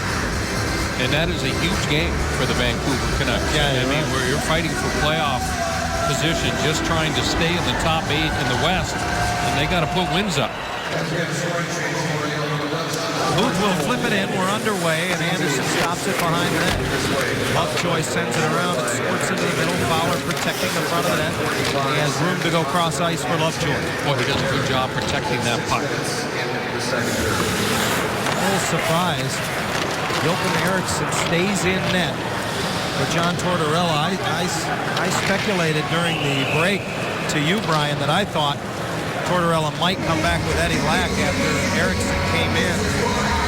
He faced 11 shots and gave up 3 goals. Well, probably has more to do with the game tomorrow night in Phoenix. And if Roberto Luongo is not ready to go, it will be Lack that he's coming up with. You know, we watched Tortorella go talk to Eddie Lack when he pulled him, and I'm wondering now, John, if that might have been the message. Yeah. Don't worry, it's not your fault, but we got to get you ready for tomorrow, and I'm trying to change things around. It didn't work because the Ducks just kept pouring it on the young goaltender Eriksson. It's the NHL debut for the 23-year-old Swede. Not under the circumstances that anyone wants to come into their first game, but nonetheless, that's the case. Here's Koivu. He has an assist tonight. And he gets it to the net, and Eriksson covers it up. I want to go back to a little sample of Cam Fowler holding onto the puck and protecting the puck, using his legs. We use this term all the time, protect it. David Booth comes in with a two-handed crack trying to get at the stick of Fowler. He kind of wards it off with his leg, just kind of spins, very subtle little play, finds his defense partner, Lovejoy.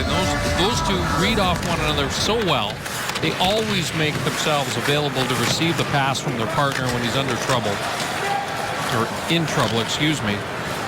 And just, again, the skating ability of Fowler allows him to do that over and over and over again. And he's a tough guy to get a forecheck generated against because he has done such a nice job protecting pucks. Cam Fowler plus 10 in his last 9 games coming into tonight. Now a plus 14. Has never had a plus season in his first 3 years in the NHL. Boy, has he turned the tables on that. Bolsheviks drive, drops. Weiss, and play goes on. Bolesky steps in, tries to make the pass to the far post. We had Nick Bonino down there. They were trying to set him up for the hat trick, John. Anderson so good with the puck, handles a bouncer.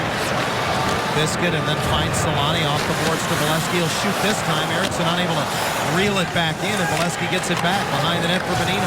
Watched by Hamhuis. Tanev knocks it off his stick, and Hamhuis moves for Santorelli. Mike Santorelli, for the rest of the mates changing behind the plate, trying to chip it in. Sammy Vatanen is so good at getting the angle and just sealing a player off, and then goes and gets the puck. And through the middle, Cogliano into the break. fires it wide. He went to his favorite move, John, which is that quick little, I call it a push move to the forehand, and I think the puck just rolls off the tip of the stick. I don't know if Eriksson actually makes the save here. Boy, Paparou's had a nice night. Springs Cogliano, and yeah, the puck just kind of rolled at him, and he could not execute on the shot. A little different, too, when you got a goaltender that catches with the right hand like Eriksson does. Unfortunately, a misfire that time by Andrew Cogliano.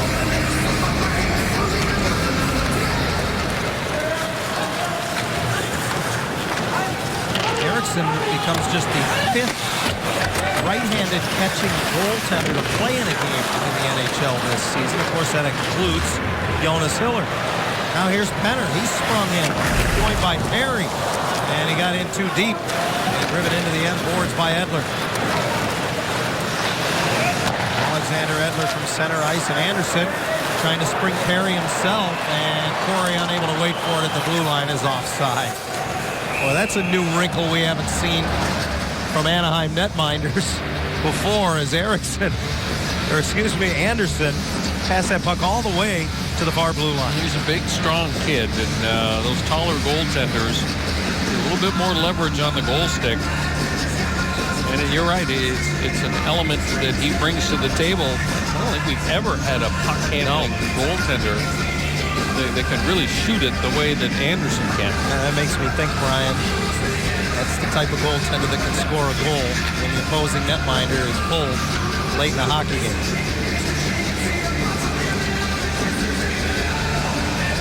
Faceoff will be to the left of Anderson.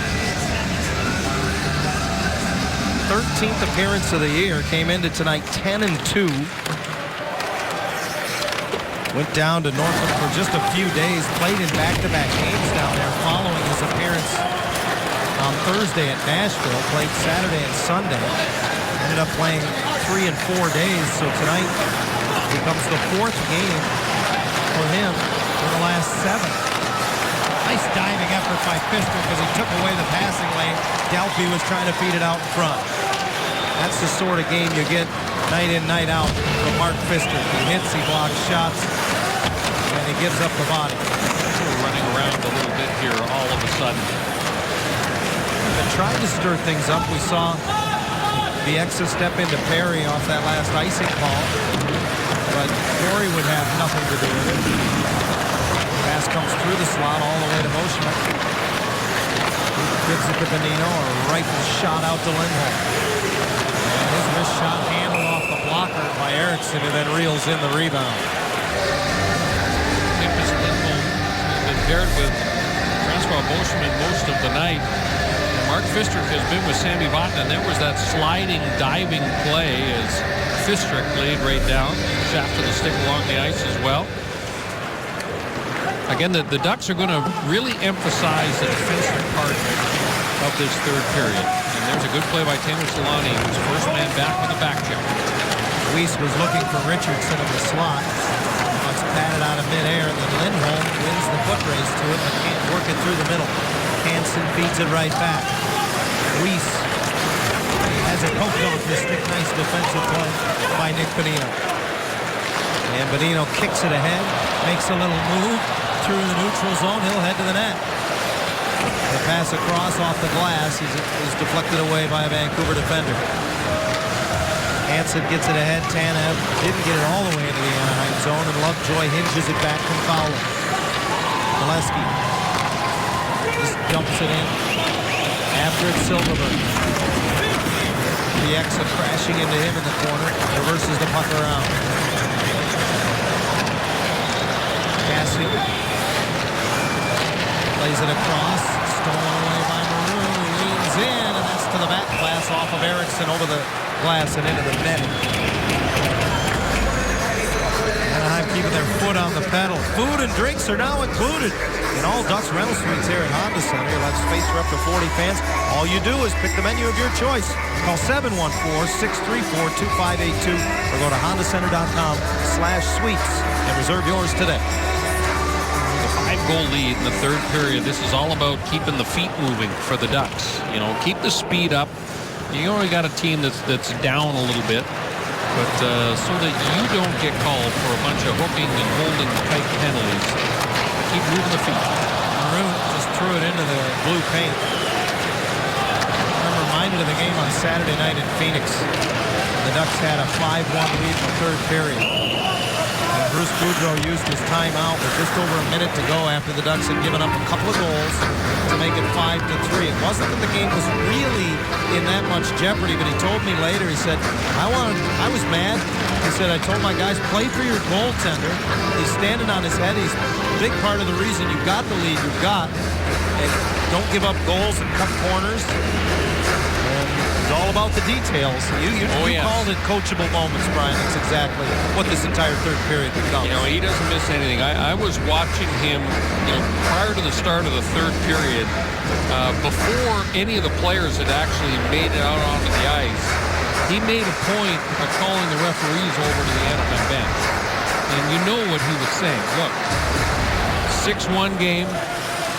Siskito's dropping the gloves right off of a face-off. He just wants to plant the seed in the back of the referee that, my expectation as a coach here is that you're going to watch this. Booth shovels a backhander that Anderson turns away off his shoulder. It's going to be hard. Oh, Booth knocks it away. I was just going to say it's going to be hard for John Tortorella to find many positives in tonight's game. But David Booth has been very active and at times the most dangerous Canuck. Yep, and he had a real good scoring chance moments ago and shoveled the backhand, but that went right into the midsection, and then Freddie Anderson almost boxes that one right back out in front of his net. He got the benefit of a quick whistle from the referee. Confidence is a good thing. Overconfidence is another thing. Canucks win the draw, and it's Hamhuis into the middle, and that one looked like a 7-iron as it went off of Lovejoy and into the netting.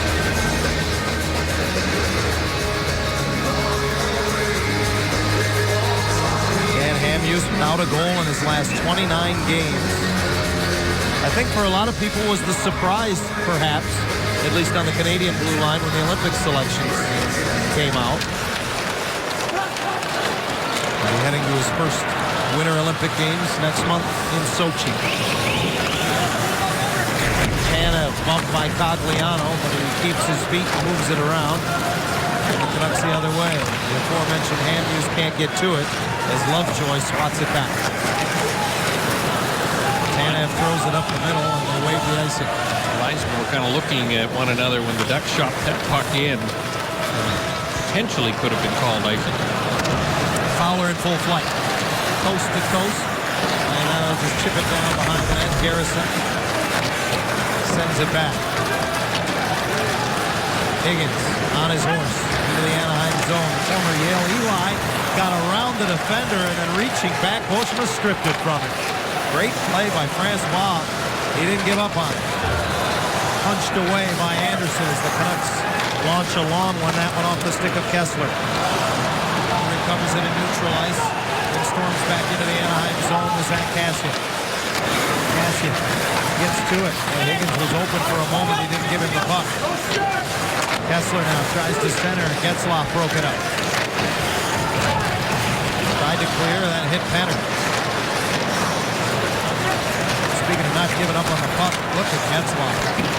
Just hounding it until he's able to make an easy pass up the wall. Oshman goes rink wide. Perry crisscrosses with Penner. Penner cuts to the middle. Fires wide at the short side. He had Sammy Vatanen coming late into the zone, who was just absolutely wide open down the middle of the ice. Unfortunately, Dustin Penner did not see him.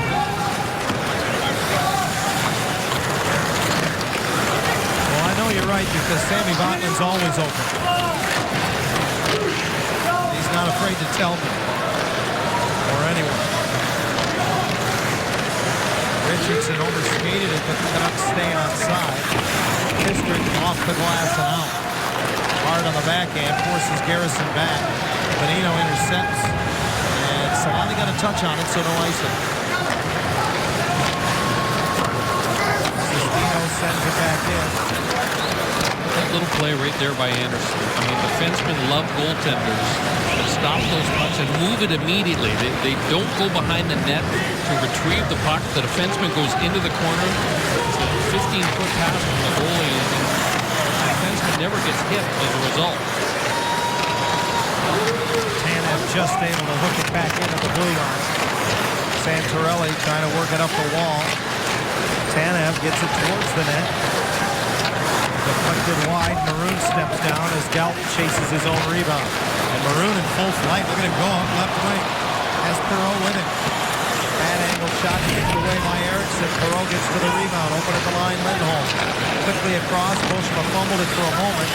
Keeps it alive up the boards. Comes out to Dale Weiss, who protects it and angles it out. You talked about the Ducks keeping their feet moving. Brian, they're keeping the clock moving right now. They're doing a great job. And a lot of nice little plays, little passes like that. Just like jinxed them there. Again, it came to Booth. Weiss able to work it over, and it's fired wide by Daniel Sedin. It'll come all the way back out. Edler shovels it across for Henrik. His pass blocked. And here's Silverberg, 2-on-1 with Cogliano. He gets it over, and Cogliano just missed it. Silverberg again. Open this time is Lovejoy. Winds and fires, and a glove saved by Eriksson. He'll hold on. We're nearly halfway through the third period. A thus far scoreless final period. Brought to you by Miller Lite. This got the scoring started. The onslaught started. A bounce off the glass. Silverberg quick to jump on it. He gets it to Andrew Cogliano. A quick little snapshot. Beats Eddie Lack to provide the 1-0 lead. And, you know, that first period was a tightly contested period. In a 6-1 game, we sometimes overshadow the fact how good Freddie Anderson was in the opening period. The fact that the Canucks had a number of quality chances in the first 20. I thought he was the story of the first period, despite the 2-0 lead for Anaheim coming out of the opening period. That, of course, paved the way for the explosion. As again, it's Anderson playing the puck. He nearly connects with Jackman. Jason Garrison plays it around, and the Canucks just ice it. There's no getting around it here. And we were talking a moment ago, Brian, about the importance of tomorrow night's game for the Vancouver Canucks in Phoenix. And here's why. When you look how tight those wild card spots are, and of course we do have a long way to go. Well, Phoenix with 51 points, 6 back of the Canucks. They're going to have a game in hand after, have 2 games in hand after tonight. So that is a big one, and kind of why we expected that this third period would not get out of hand. Canucks are going to have to look forward. Sammy Vatanen misses. Penner up the middle, no icing, say the linesman. So Jaromir Weber has to play it. Vatanen ends up with it at the line, but Sestito knocks it down. And they'll angle it in off the glass as the Canucks turn and get a change. Vatanen waits, gives it to Getzlaf, and throws a strike off the skate of Penner, who does a nice job following up and just knifing it deeper into the zone. The Canuck player fell down. And Getzlaf gets to the puck. As Kessler behind the net. Perry, one hand on the stick, he scores!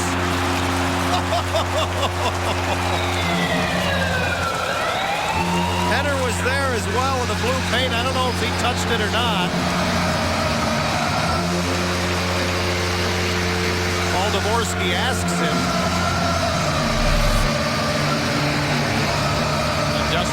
You see Penner going to the front of the net. It goes off. I think it's off the stick of Kevin Bieksa and right through the wickets.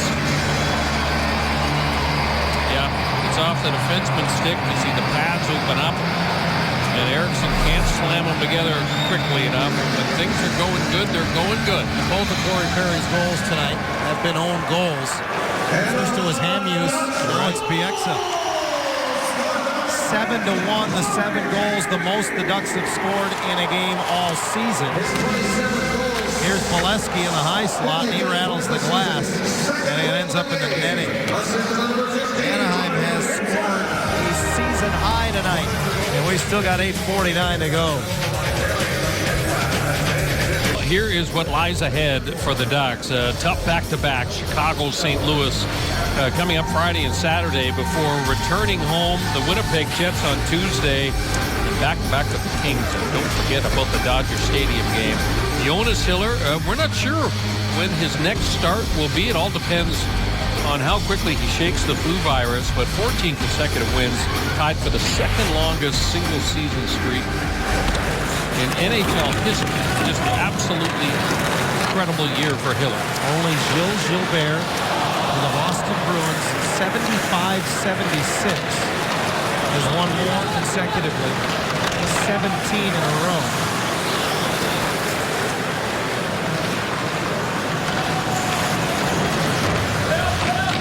Ducks this season have scored 4 goals or more 21 times, 5 goals or more 15 times, 6 goals or more 6 times, and tonight is the first time they've scored 7 goals in a game. Third in the league in goal scoring coming into tonight. They lead it 7-1, and Daniel Sedin puts it into the blue paint. Sam Torelli can't get to it, and Boschman will just lift it back. He will not go far enough for icing. That was Weiss that went right into the goal crease and almost pushed Freddie Anderson right back in behind the goal line. Well, literally, that is the only way the Canucks have scored tonight. That was by running over Anderson in the waning seconds of the second period. Bid blocked in front by Lovejoy. Silverberg swats it away from Booth, and Fowler keeps the legs moving. Quick cross-ice pass from Koivu off the boards, picked up by Lovejoy. Doesn't have anybody with him, so he feathers it in, and the Ducks will get changes. Get it deep. No need to send 2 forecheckers in deep unless you've got a real good chance of recovering the puck. See the Ducks kind of dropping back, flooding the neutral zone. Here's a giveaway. Jackman backhands it. Rebound for Perreault, and it's held by Eriksson, and Perreault is cleared out. And Jackman isn't going to allow it. Neither is Maroon, who comes flying in. Sammy Vatanen is throwing with Jannik Hansen. A Dane and a Finn, and they are separated as they sling one another apart. I thought it began with Jackman, and I thought he was engaged with Sestito. Yeah, it was Sestito who started throwing haymakers right off the bat. The Ducks went down into the goal crease, big rebound, and then Sestito puts the hit on Perreault, and then it's on with Jackman and Sestito. Oh, you gotta love the jam from Sammy Vatanen. Look at him come flying in here at the end, and then he's just gonna pull Hansen out of there.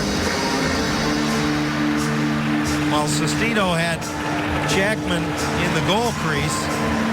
Sammy's not the biggest guy, but he backs down from nothing. It'd be a challenge, a fight. He's got to learn how to get the gloves off, because you can't defend yourself when you've got your hockey gloves on. You can't grab a hold of your opponent to defend.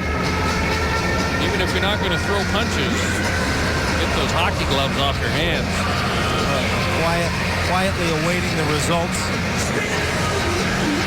Henrik Sedin and Brian Getzlaf.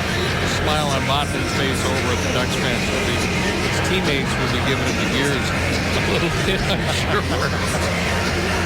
Well, the right line was on the ice for Anaheim. It was. In that circumstance. Maroon and Jackman have been out there for a purpose all night long. They've been very effective offensively. You can see Paul Dvorsky now with both hands up. It looks as if Sestito has got to at least get an extra 2 for initiating the altercation. I mean, his gloves were off, and he was throwing it as soon as he saw Tim Jackman. And I'll be very surprised if he doesn't get at least a game and he's gone. I mean, and that's what Sestito is. I mean, he's a little bit of a knucklehead. He leads the National Hockey League in penalty minutes, and that's how he stays in the league. Well, yeah, there's not a lot of gray area. Sestito on his third team, just 5 years in the league. They put 7 minutes up on the board on both sides. And for Vancouver, number 36, Jannik Hansen. 2 minutes instigating, 5 minutes fighting, and a game misconduct. And now they've taken the time down off the Anaheim side. John Tortorella's team was virtually shorthanded for 10 of the first 11 minutes 2 nights ago at Staples Center against the Kings. And right now, there's 2 sets of 7 minutes of penalties on the Vancouver side of the scoreboard. And you can tell Tortorella doesn't like the explanation. It looks like his team is going to be 2 men down for what could be basically the duration of this hockey game. I have never seen this in my life. Nor have I. I have never seen, we're talking about a 5-on-3 power play for 7 minutes. Honestly, I don't understand this. I really don't. I'm with you. Never seen it. At first, when it went up there, I thought it was a typo. They would move some of the time over, but I guess the interpretation is that Jackman didn't throw a punch, and Sestito kept throwing him while he was down on the ice in a vulnerable position. Hansen and Sestito each get 2 for instigating and 5 for fighting. Nothing for Jackman or Vatanen. It was 7:11 to play in the game. Tack on 10-minute misconducts for both of them as well. Sestito is going to have a firm grip on that leading penalty minute total after tonight. Now Bieksa, pound for pound, a lot of players will tell you that he might be the toughest guy in the league. I remember He's talking to Patrick Maroon, and they're eyeballing one another right now. Years ago, I asked George Peros who might be one of the toughest guys in the league that nobody knew about, and he said Kevin Bieksa to me. He said he's so strong. Cassian trying to get Maroon involved in something, and I think he just got a 10-minute misconduct. With 7:11 to go, it's easy to just hand out misconducts and get guys out of the game, and it looks like that's what they've done with Cassian. There's 2 more games, both that will be played in Vancouver. And this game is going to have an impact on those 2 games. You've got to believe. Well, as they sort things out here at Honda Center, we're going to step aside. The Ducks appear to be on their way to yet another win, and they're going to have a lot of power play time when we come back. 7:11 to go at Honda Center. 7-1 Anaheim, and 7 seems to be the number of the moment because the Ducks are on a 2-man advantage potentially for the next 7 minutes. Okay, so what Bruce Boudreau has done here is he's put out essentially his 4th line on the power play because he's trying not to embarrass his opponent. The only problem for his opponent is that the Ducks' 4th line is very capable of scoring and scoring a lot. Maroon gets decked by Hamhuis as he feeds it back to Sami Vatanen. Lindholm plays catch with Vatanen quickly across. Perreault's pass intended for Jackman off his stick. Stepped into by Tanev. Maroon works it back to the line. Wide open Perreault, one-timer, and again Eriksson makes the save, but the rebound just lays in front of him. And the Canucks able to clear. The Ducks are 4 for 5 tonight on the power play. One of those goals came on a 2-man advantage. The team record for power play goals in a game is 4. Lindholm to Perreault.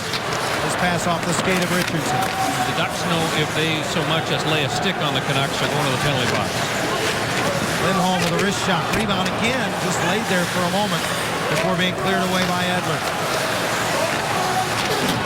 Lottman's one-time. Eriksson can't cover. Jackman had a bit at the rebound. Middle of the ice is Lindholm. Perreault doesn't want to shoot, tries to pass it over, but it's tipped right to Lindholm.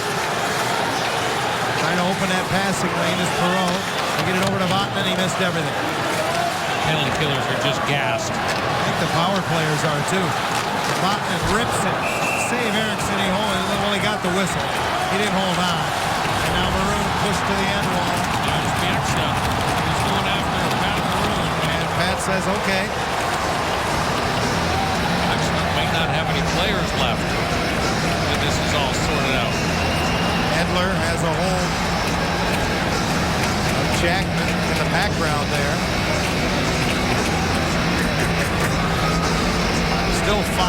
left in the penalty time. There's 5:37 left in the game. And we'll see what Dan O'Rourke and Paul Dvorsky have here. As we take a look at the end of the play once again. Jackman was able to dislodge the puck, but the whistle came, and then Bieksa just trying to goad Maroon into anything he can. Yeah. Well, you know what? That's going to be it for Bieksa. That'll be it for Pat Maroon. And Bieksa having words with the entire Anaheim bench on his way off. In case you're interested, these teams don't play again until March 29th, and then they'll play one another again just 10 days later on April the 7th. Both of those games will be in Vancouver. So a cooling off period, to say the least, of better than 2 months. But hockey players are like elephants, Brian. They have very long memories. Well, you know, I will say this. It depends. It depends on where Vancouver is in the standings. That's very late in the season, both of those games. They could be must-win games for the Canucks to qualify for the postseason. They'll afford to play that way if you need the 2 points. No, I mean, I've just not seen them, and this is the second time now that we've seen the Canucks take 7 minutes in penalties and their opponent not be given any penalty minutes. If it happened in the game against the Kings, didn't have to pay a price for that one. This one's been over for some time. It's a pair of 10-minute misconducts to Bieksa and Maroon. Lovejoy, hard one-timer, produces yet another rebound, and Solani scores. Celebration for Solani. Almost apologetically. The Ducks just skate back to center.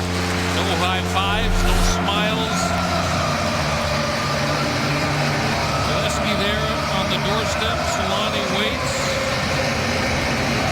He doesn't miss very often from close range. As soon as he shoots that puck in the net, he looks around to make sure any kind of liberty is not going to be taken. The 8 goals that they have scored tonight ties the team record. So this team that just continues to shatter franchise records, just amazing. Well, they turn it over at the blue line, and here's Higgins short-handed, caught by Lovejoy, who came back. That is the 5th Anaheim power play goal tonight. That is a new franchise record. Never before have the Ducks scored more than 4 on the power play in a game. Oshima now with Lovejoy across the top of the power play. Cogliano, bottom right circle, gives it back. Lovejoy's shot deflects to the side of the net. Silverberg keeps it alive for Boydell. Still on the power play as Lovejoy serves it over. And Eriksson sweeps it away. Tough night for the youngster making his NHL debut. Oshima's shot hits Silverberg. And Higgins recovers the puck.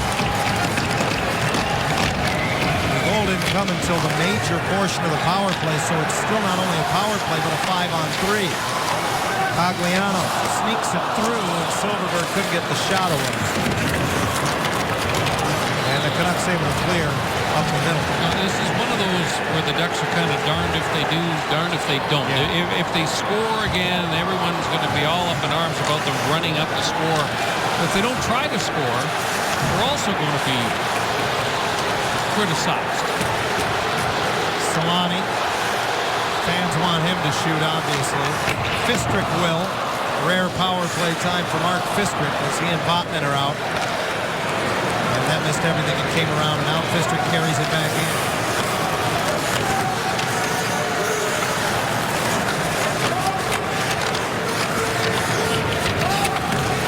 Edler works it along the wall as Penner tries to dig it free. It's gloved down by Vatanen at the line. The fans want more. Well, how much is enough as Santorelli one-hands it out of the zone. Under 3 to go in the game. Ducks with 40 shots on goal now. As Penner takes the lead pass and drops it back for Perreault. He walks in and then lays it back. Vatanen will trade places with Fisker. Solani tried to make the pass through, and it's broken up. And Anderson actively out to play it. There's a lot of room on the Vancouver bench over there. So a number of players are done for the night.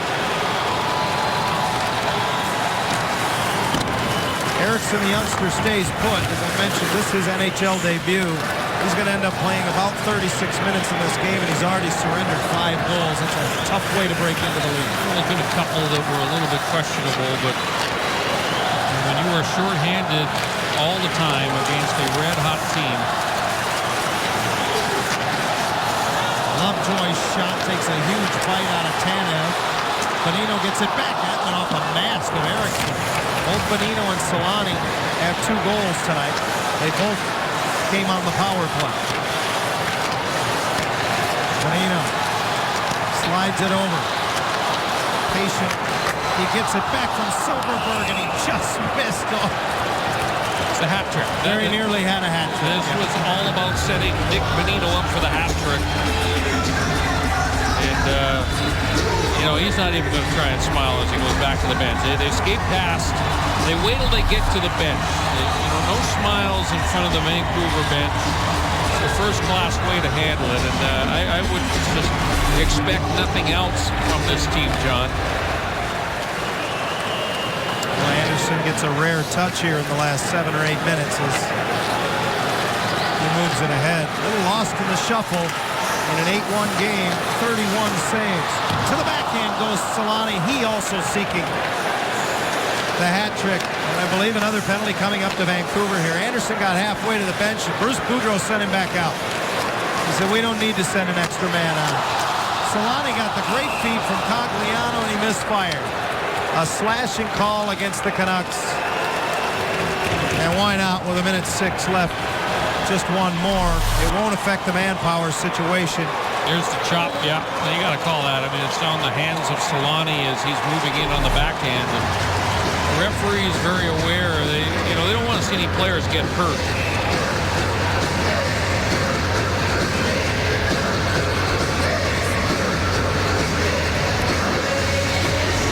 The penalty time can't begin for Garrison until somebody else comes out of the Vancouver penalty box. That would be with 10 seconds left. So now we're under a minute to go in the game.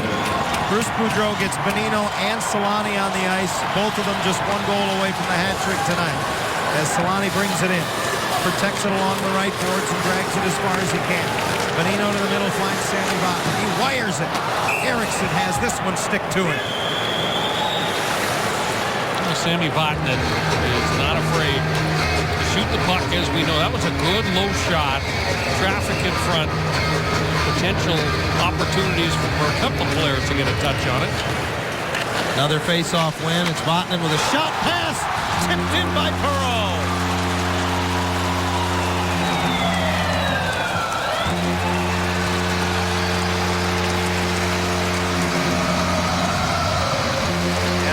Is a new franchise mark for goals in a game.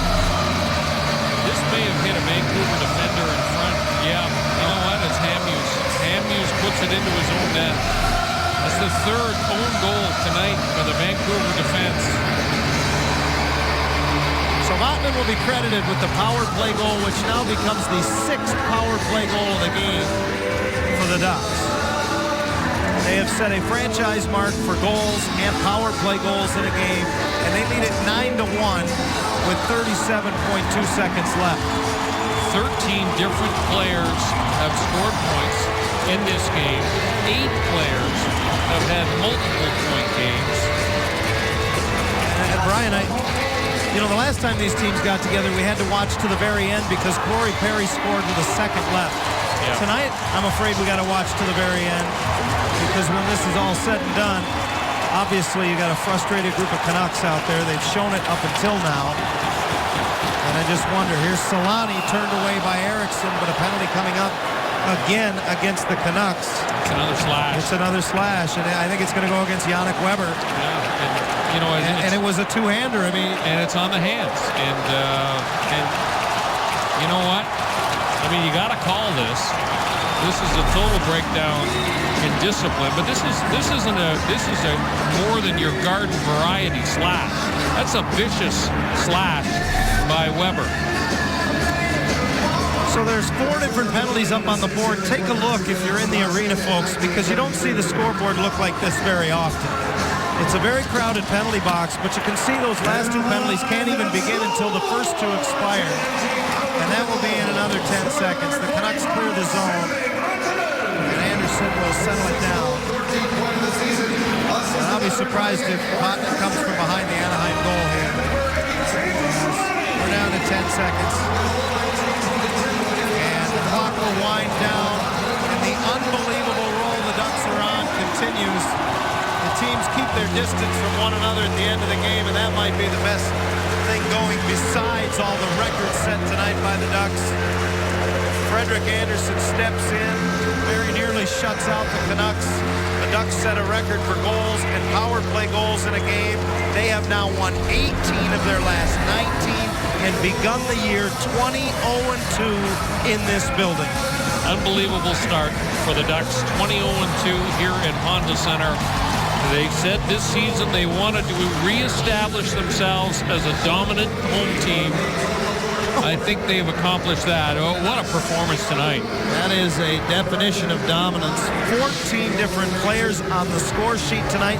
Just one of many superlatives in this one against the Canucks. 6 for 10 on the power play is just crazy. Crazy night for the Ducks offensively. The 9 goals, a club record. The 6 power play goals, a club record. They have won 18 of 19 games. Plenty of candidates for tonight's 3-star selection. Let's listen in.